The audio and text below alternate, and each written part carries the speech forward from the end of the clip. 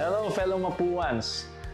For this episode ng ating 100 Mapuan Stories, puntaan naman natin, no, or balikan natin yung school life, di ba? So, of course, there's no other way to do that but to ask those who are in school now, which is, of course, maybe a representative ng ating faculty and also a student, si Dr. Mon Hardin.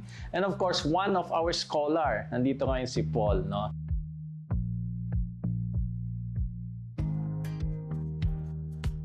Of course, being a civil engineer then, somehow, even in my small ways, I want to help our community.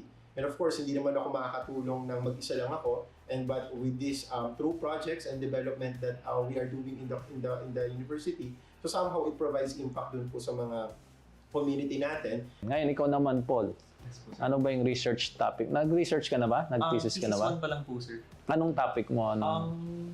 Currently working topic po namin is basically flood map po using SVM for an effective pipe layout in a province without a drainage pa po. Advisor ay? Si Sir Mon na Doc Chris. Okay, yan ang nangyayari kasi sa mga universities. No? Parang, of course, the professors make disciples. Civil engineering, we have areas, no, specialization, no. So lagi naman niya kilala, no, construction, no, structural, ang dami na nung nasa structural and construction, geotechnical, Yes, sir. no. So ngayon yung transportation, yan. Actually yan yung talagang specialty ko when I took my PhD, transportation engineering.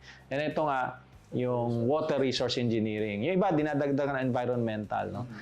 But ito, yung water resource engineering, isa rin so, konti lang talaga mga eksperto dito. Kaya talaga nung during our time, no, Doc Chris, no, I started with transpo, dumami ng transpo. And with you, hopefully, dumami rin ang water resource engineers sa Philippines. Kasi ito talaga yung makailangan natin. No? Perennial problem na yan, yung flooding, scarcity ng water resource. So we need more experts in this field. And it's good to know that Paul, no, isa sa ating scholar is also working on how to contribute in this area.